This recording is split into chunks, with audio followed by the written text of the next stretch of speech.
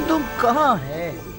سوائے یوزار سیف کے کسی کے پاس گندم نہیں۔ ساری گندم تو اس نے اپنے گوداموں میں بھر لی ہے۔ جانتا ہوں، میرا مطلب مصر سے باہر سے ہے، ہمسائے ممالک سے۔ مجھے بس کرت اور ہتانی کی خبر ہے، یہ دونوں ممالک بھی قحط کا شکار ہیں۔ دوسرے ممالک میں پتہ کرواؤ، شاید وہاں سے ہی کچھ گندم کا انتظام ہو جائے۔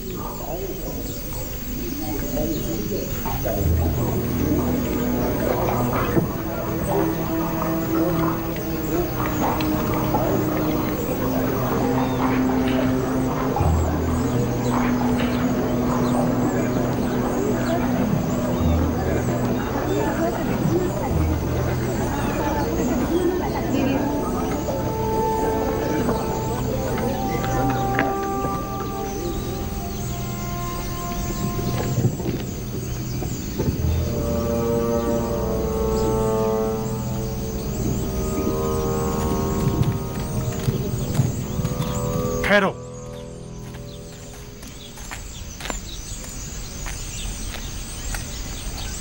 پہلے شہر میں اپنے آنے کی وجہ بیان کرو۔ ہمارا ملک بھی قحط زدہ ممالک میں سے ہے، پتہ چلا تھا کہ مصر میں اناج مل جائے گا، بس اسی لیے آئے ہیں، ہو سکے تو ہماری مدد کیجیے۔ کیا آپ لوگ خاوری ہیں نا؟ جی بالکل جناب۔ رکیں جب تک کہ میں آپ کے بارے میں حکم لے کے آؤں۔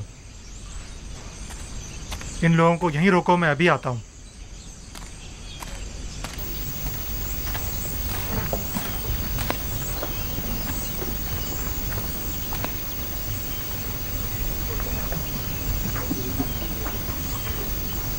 اب تک تقریباً 400 غلاموں کے صاحبان ناقابل برداشت اخراجات کے باعث اپنے غلاموں کو آزاد کر چکے ہیں۔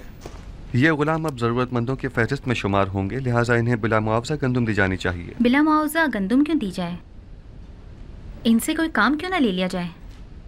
آپ لوگوں کو گندم کی تقسیم اور گوداموں کی نگہداشت اور نگرانی کے لیے یقیناً کئی لوگ درکار ہوں گے، لہٰذا انہیں کام کے عوض گندم دینا زیادہ بہتر ہوگا۔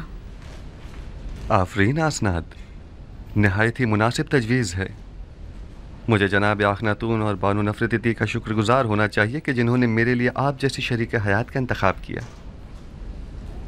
اس طرح سے افرادی قوت کی درپیش کمی کو ان غلاموں کے ذریعے بآسانی دور کیا جا سکتا ہے۔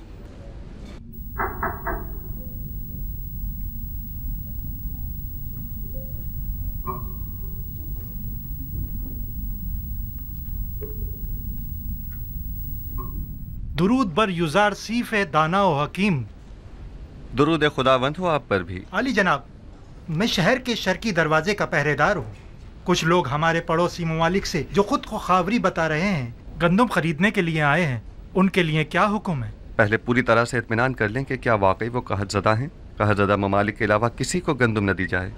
اور قحط زدہ ممالک کے ناموں کی فہرست میں آپ کو ابھی دیے دیتا ہوں۔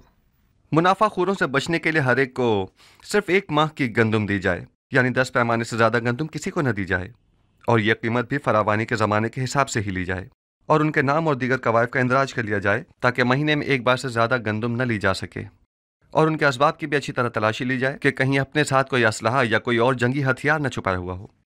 یہ ان قحط زدہ ممالک کے ناموں اور لازمی احکامات کی فہرست ہے۔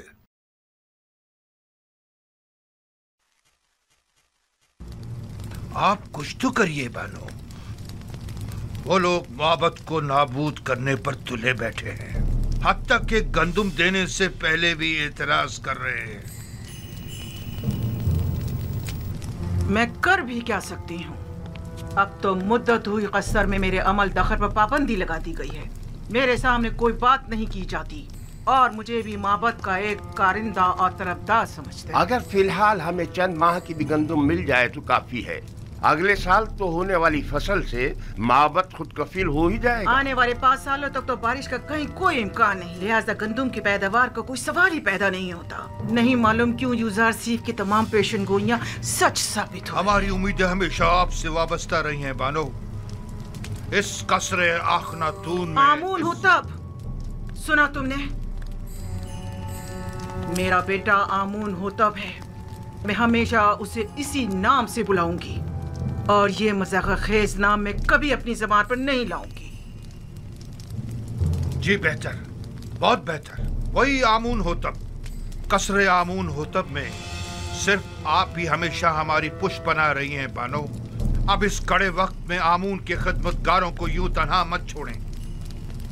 आप एक बार फिर जनाब आखन माफी चाहता हूँ, जनाब आमून होतब के पास जाइए। शायद माबद की जरूरत हर गंदम का इंतजाम कर सकें। ठीक है, अपनी सी पूरी कोशिश करूंगी।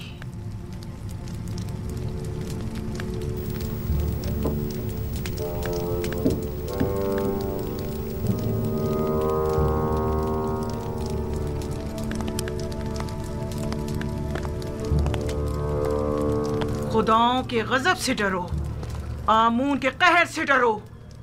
आमून हो तब, अगर आमून नफरीन कर दे तो तुम और तुम्हारे ये सारे गोदाम जलकर खाकस्तर हो जाएंगे। यूजारसीफ ने तुम्हें धोखा दिया है, हम सबको धोखा दिया। छोड़ दो मुझे, आमून करे ये कसर वीरान हो जाए और तुम और यूजारसीफ नाबूद हो जाओ। छोड़ो मुझे मखो, छोड़ो मुझे। इससे ज्यादा आमून को गजबनाक मत करो।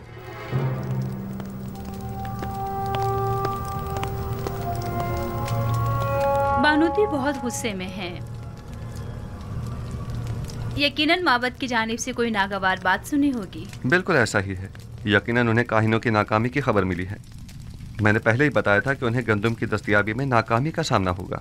जब कभी मैं आपके ईमान के मुतालिक तरद्दुद का शिकार होने लगता हूँ तो आप और आपके खुदा की कुदरत की कोई ना कोई निशानी देखकर मेरा ईमान दोबारा ताज़ा हो जाता है। मुझे यकीन है कि आपका अपने खुदा से बहुत नज़दीकी राब्ता है।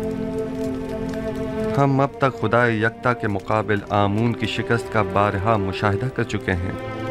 यकीनन गंदम की खरीदारी के सिलसिले में आँख माहू का हमारे सामने घुटने टेक देना उनकी शिकस्त का सबूत है। आरजू ये है कि आईने यकता परस्ती का मिस्र के सरकारी आइन के तौर पर ऐलान करूं और शिरको बुत परस्ती की बिसात को लपेट कर रख दूं। मैं आपको यकीन दिलाता हूँ कि अब वो दिन ज़्यादा दूर नहीं है। बस उस वक्त तक और सब्र कर लीजिए कि जब तक माबद आमून के खजाने कम और लोगों पर आमून और दीगर खुदाओं के अयूब ज़्यादा जाहिर हो जाएं। यानी वो दिन भी आएगा कि जब कई हजार साल इस झूठे और खुद साख्ता खुदा आमून के इक़्तिदार का खात्मा हो जाएगा।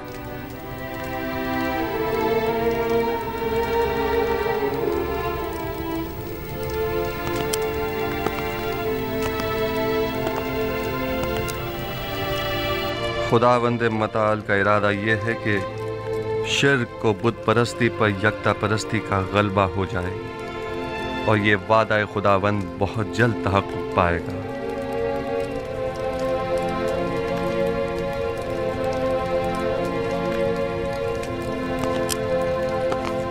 बस मेरी वाहिद परेशानी बानूती की जानिब से है। वो माबद के काहिनों को आपकी हुकूमत या हमारे अहदाफ के खिलाफ इस्तेमाल कर सकती हैं। अगर बानूती से इतना ही खतरा लाहक है तो हम उन्हें कैद करवा सकते हैं। नहीं जनाब फरमारवा, बस इतना काफ़ी होगा कि उन पर कड़ी नज़र रखी जाए ताकि वो हमारे मुखालफिन से किसी किस्म का कोई राब्ता न कर पाएं। बहुत खूब, हरमहूब को बुलाओ। मेरी माँ को उनके कस्र में नजरबंद कर दिया जाए। काहिनों को उनसे हरगिज न मिलने दिया जाए और अगर वो मुझसे मिलना चाहें तो उन्हें मेरे पास लाया जाए। ताहम किसी को भी उनके कस्र में वुरूद व खुरूज की इजाजत नहीं होगी।